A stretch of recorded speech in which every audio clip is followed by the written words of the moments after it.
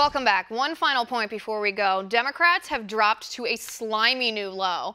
Now they're accusing Republicans of leaving rape victims to die in the streets. Rape survivors have enough to deal with, enough damage, enough baggage, enough flashbacks, enough trauma. Now Democrats are telling them they won't get medical care if Obamacare is repealed. Are you joking? Never mind premiums that have skyrocketed across the country as high as 116% of what they used to be before Obamacare was forced onto us. Never mind the unreachable deductibles. Never mind the myriad of counties, mostly in rural areas across America, where insurers have pulled out of the marketplace because they were bleeding billions of dollars, leaving people with no choice of health care coverage. Never mind Democrats pretending Obamacare is working, the same politicians who exempted themselves from having to deal with the monstrosity. Rape is a pre-existing condition that Republicans are refusing to cover, the Democrats are screaming. Who does that, they cry. Republicans are worse than rapists themselves. If you support the Republican health care plan, you are raping people again who have already been raped. This is absolutely despicable rhetoric from the left. What's worse than playing on the trauma of rape victims is that this fear-mongering rhetoric is utter drivel. It's an outright lie. If Democrats had read the Republicans' plan, they might know that.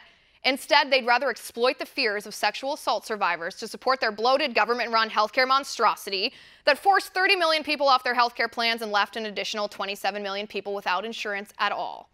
Remember when President Obama promised everybody would get covered under Obamacare? That's not how it worked. Let's get something straight here. No medical condition of any kind is singled out specifically to be denied by insurance providers under the letter of the text in the AHCA. Yes, some of the chronic medical conditions that result from the crime of rape are pre-existing conditions, such as sexually transmitted diseases or post-traumatic stress disorders. Those same medical conditions are considered pre-existing conditions under Obamacare, too. Funny how Democrats never mention that. So let me repeat, there is no stipulation in the Republican bill that would allow insurance companies to deny coverage to people with pre-existing conditions. That's been made up by the lying Democrats. The Republican bill doesn't change the definition or change the list of medical issues that are defined as pre-existing conditions. Rape is a crime, not a pre-existing condition. Democrats are lying to you.